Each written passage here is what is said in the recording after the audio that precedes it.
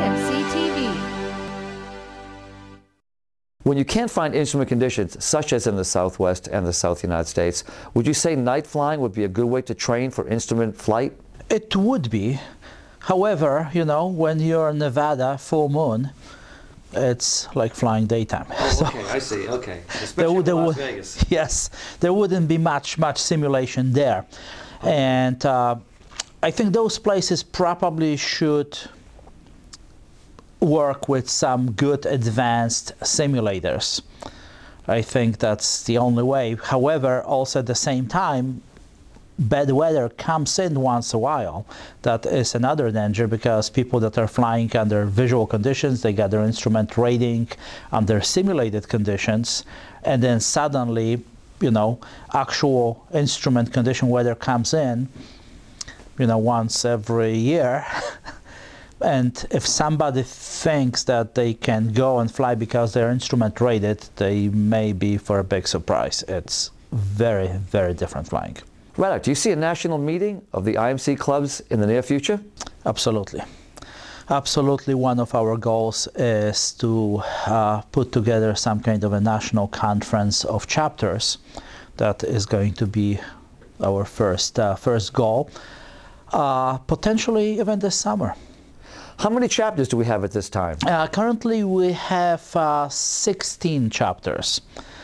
3 of them are in the process of getting established, so they are not on the website yet. Actually, one of them I think already is. But we have 16 chapters, 3 are under application process. Do you have to have an instrument rating to benefit and be a member of IMC clubs? You don't, but you have to be somebody who is working on instrument rating. Okay. Technically speaking, yes, IMC Club is for instrument-rated pilots and CFII, instrument instructors, but pretty much anybody who wants to, you know, learn about safety and you know, they can participate in a club, and definitely anybody who has talent and they want to contribute to it. We're a voluntary organization. We just do it out of love of flying.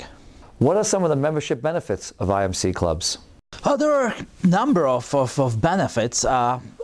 You know, we're not one of those organizations that we organize things on the top and kind of distribute them and take it or leave it. We are for our members, by the members. So we basically look for input, and anybody that comes up with idea, if it's feasible and doable, definitely that's something we want to do. So that is one of the primary benefits. But you know, at the same time, we have, you know, regular benefits like discount at the pilot shop for your aviation supplies. We're in the process of getting agreement with Avis for discount. We, I believe, have discount for Nashua Flight Simulator, 10%. And we're consistently working on getting more, you know, of those regular discount benefits. But I would say still primary benefit is to establish connection between instrument-rated pilots and people that want to get out there and they want to go and fly in actual instrument conditions, get proficient, and therefore once they are proficient, they can guide some, you know, everybody else. There is no limit to it. We're not looking at, you know, just CFIIs teaching people. We're looking at people getting proficient, and therefore they will serve as a safety pilots. And there is nothing wrong with, you know, 2 pilots getting together when one of them is current and go in clouds and fly it and see how it is. I mean, show the other guy that it's actually doable, that airplane doesn't know it's in a cloud.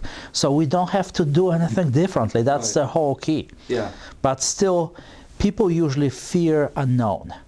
People usually are afraid of something that they don't know. I mean, if you go and, you know, you don't know what's behind the corner, you're kind of, you know, afraid what's there. If you know exactly what's there, you're not. So that is basically what we're trying to do, get people to the point that they know exactly what is coming next. Therefore, they don't have to fear being in a cloud. Radek, why hasn't somebody thought of this up to now? Okay, I'm smiling here because it's not, I don't think it's that anybody never thought about it before. I think nobody ever did it.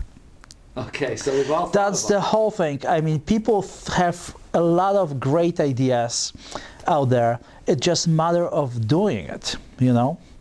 It's just sacrificing some of your time, maybe, you know, sleeping 4 hours every 24 hours and doing it, Yeah. getting it to the point that other people get involved. And then, you know, initially I was pretty much doing it myself and Ken Daston, our vice president. That was just two of us.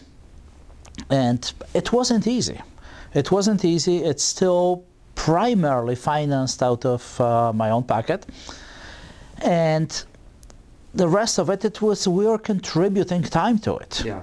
And now when we have, you know, board of directors and people, you know, the whole thing is growing and there are a lot of volunteers that are helping, it's much easier. So it wasn't, again, about, you know, the idea itself. It was about organizing. Making it happen. Making it happen, yes. Are you surprised how fast this is growing? Yes. Really? Yes, I am. You know, I always thought it's a good idea because otherwise I wouldn't have done it.